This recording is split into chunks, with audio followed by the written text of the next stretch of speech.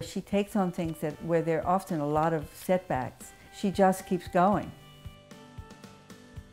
She inspires you to get things done. His films and her films really are a lens through which we understand American history. There's probably no other family in America that has as many Oscars per capita.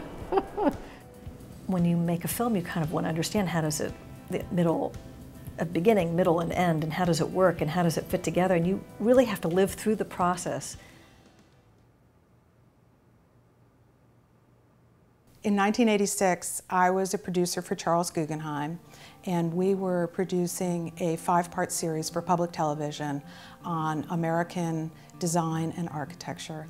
And he thought that Grace might be interested in working it. For a lot of the movies she made with my father, she was out there doing the work. She was there side by side with my father, telling stories. In the role of production coordinator for 5 crews, crisscrossing the country, harnessing everything from helicopters to planes to trains to a high-wheel bicycle. She burned the midnight oil. I mean, this was trial by fire. Charles loved having Grace there. I mean, you would hear from his corner office to her corner office, he would yell out the door, "Gracie!" And she would not come running. I mean, there was a lot of robust conversation between the two. What she did with my father together, his last 10 or so films, she pushed him to another level. His films got better and better because they worked on them together. This is a picture of my whole family together. This is the first time we had a whole picture together. And then 3 months later, my dad was diagnosed with pancreatic cancer. So it's interesting when you look at pictures how different they resonate to you. Many people would have just collapsed after their father had died and had to find another business, but she planned ahead. Well, you know, my father died. We really worried what would happen to his movies. I've heard stories of other filmmakers and their films are just, they're sitting in a box that gets thrown away.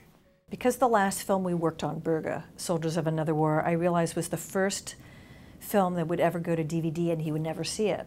And then I stepped back and went, oh my God, none of his films anybody can see. So if I don't start to advocate with the clients converting these films, who's going to see these films? When a documentary is made, the idea is that you get it into the festival circuit, you get it seen on television, you give it a life while it still has currency, and then, you know, it might be forgotten about. She understands that preservation is about making these films active within society, keep the content alive somehow.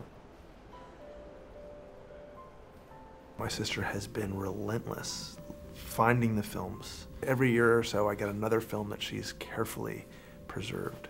And it means a lot because the films that they made together are a part of history. Through the work that she's done for her father has really shown that documentary films are an art form that we need to revere, and we need to pay attention to our own work.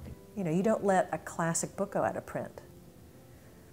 So why would you let a classic film go out of print? She has to have a curatorial mind to do what she did.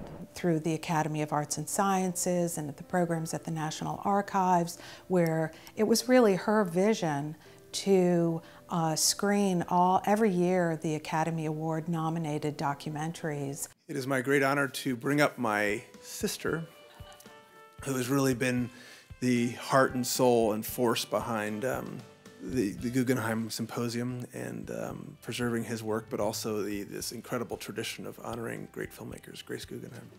Documentaries are of national importance to our culture. We must keep the documentary movement alive, and we must fight to keep our films alive so that classic works can live on in the minds and the hearts of all of us, and in the minds and hearts of the next generation and of our children.